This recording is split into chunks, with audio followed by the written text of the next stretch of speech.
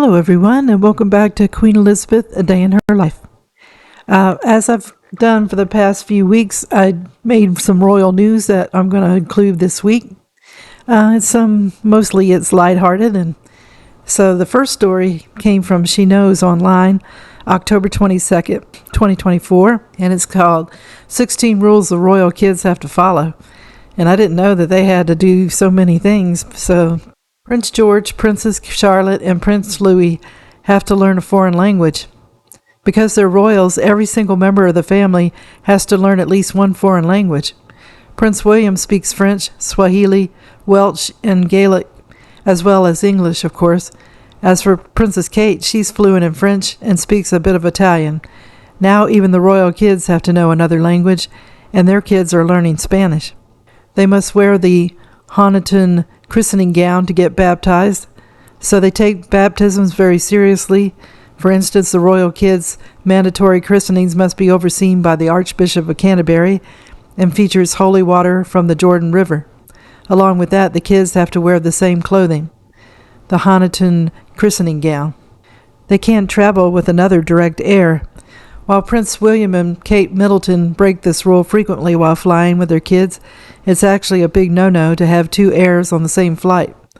The reason for this rule is to secure the line of succession in the event of a tragedy happening, and as of 2024, George has been flying separately. They must have a passport and get a driver's license. Since the royal kids have to go everywhere, they have to get a passport as soon as they can, and they need to try to get their driver's license as soon as they're of age. They probably want to do that. No board games like Monopoly. According to the list, Prince Andrew said the family couldn't play the board game, saying, "We're not allowed to play Monopoly at home. It gets too vicious." So board games of all kinds are a no-go, but it's not an official rule, just a strongly recommended one to keep the peace. Boys should wear shorts until a certain age. Once the boys of the British family hit 8 years old, they got to throw out their shorts. Girls should only wear dresses at official outings. Like the boys, the girls have a fashion rule too. They can only wear dresses on public outings. They tend to wear smock dresses as little girls when they are in public with their parents, royal expert Marlene Koenig told Harper's Bazaar. Playing outside is heavily encouraged. While this isn't another explicit rule, it's been a big unofficial one for the Wales family. The royal family is ultra sporty, so it makes sense that Kate and William encourage playtime for their kids, apparently in either rain or shine, per Independent. There would be lots and lots of outdoor play, lots of bike rides, playing with their dogs, potentially some gardening. And no baby food, prepackaged food, or shellfish. This one probably isn't much of a shock, but there's quite a few food rules for the kids, which include no prepackaged foods or baby foods. They have a bunch of private chefs, so that makes sense. But along with that, the kids follow the adult food rule, no shellfish. It's the easiest food to get sick from, and they avoid that whenever possible. They have to serve in the bridal party at the royal weddings. Royal children have to be a part of the bridal parties at royal weddings. They're expected to serve in the military. One stringent rule in the royal family is that the men are expected to be part of one military branch.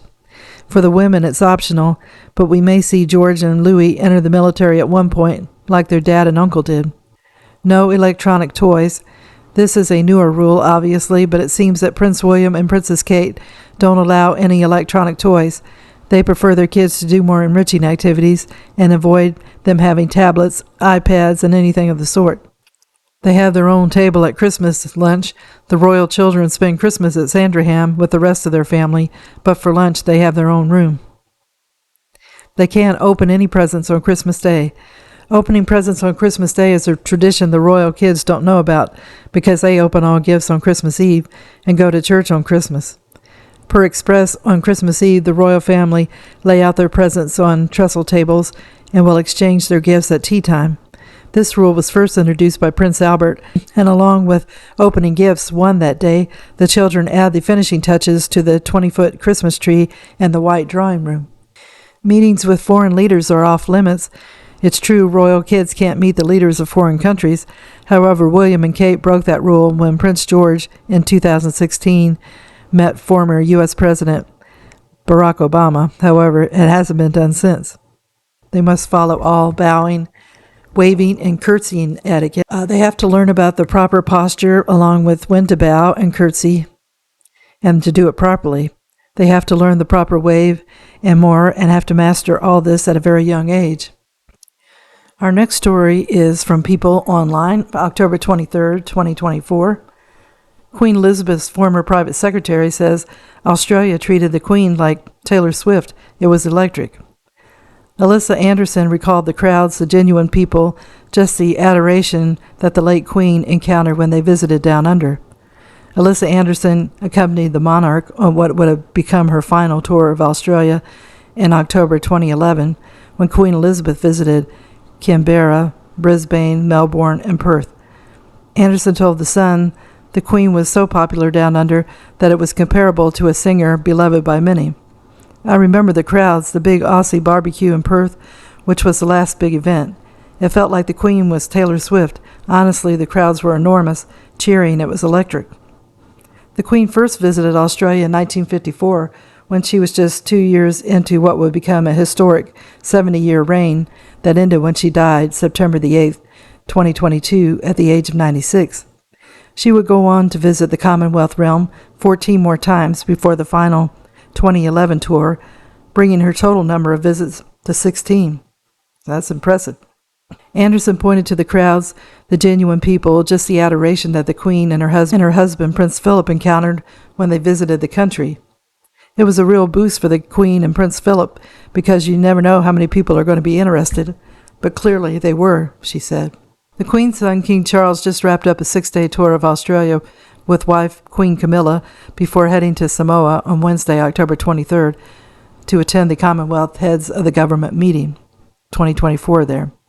This trip, which kicked off on Friday, October 18th, was Charles' 17th visit Down Under and his first since 2018, when he and Camilla last visited to open the Commonwealth Games on the Queensland Gold Coast. The King and the Queen were met with large crowds while in Australia. They visited both Sydney and Canberra. On Tuesday, October 22nd, the royal family Instagram account captured a photo of the crowd in Sydney. Wow, Sydney, what a turnout, along with a starry-eyed smile emoji and a heart hands emoji. But the reception wasn't 100% positive, and a shocking moment of the tour, while in Canberra, lawmaker Lydia Thorpe, an Aboriginal Australian politician, confronted the King, 75, at the Australian Parliament on Monday, October 21st, yelling in part, "This is not your land. This is not your land. You are not my king. You are not our king," according to the videos taken at the event. As People previously reported, the King was reported to be unruffled by the protest, and Buckingham Palace spokespeople had no comment. The protest came as debates continue as to whether King Charles should remain Australia's head of state. Australia is one of the 14 Commonwealth realms that still recognize Charles as their king, and Australia has flirted with becoming a republic, as opposed to a constitutional monarchy for years, even putting the matter up for a vote in 1999, when Queen Elizabeth was very much still on the throne. The King recently reaffirmed the long-standing position of the monarchy, reinforcing that it's up to the people of any of the countries that have him as head of state to make the decision whether to retain him or not. And our last story of the week comes from AOL. And it's from October 23rd, 2024. King Charles didn't leave Australia empty-handed. The King is on a royal tour of both Australia and Samoa this week, and with wife Queen Camilla, his first tour of a Commonwealth realm since taking the throne September 2022, and the first tour of this size and scope since announcing earlier this year that he had been diagnosed with cancer.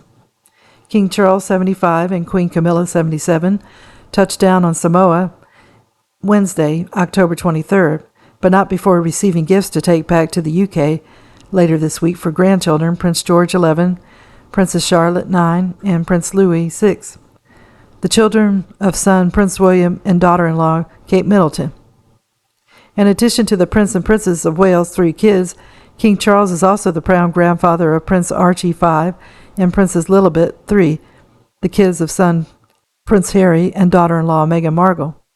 They now live in the U.S. after Harry and Meghan stepped back as working members of the royal family in 2020. The gifts he's taken home were very Australian-themed in nature, GB News reported. A rugby ball, cricket ball, and fluffy toy koala, given to him by Rector Michael Manty's wife, Ellie Mantle, at Charles and Camilla's first public engagement of the tour. On Sunday, October 20th, the King and Queen attended the church at St. Thomas's Anglican Church in Sydney for their first public outing of the visit, which officially kicked off on Friday, October the 18th, after the two landed in Sydney during that evening in a downpour.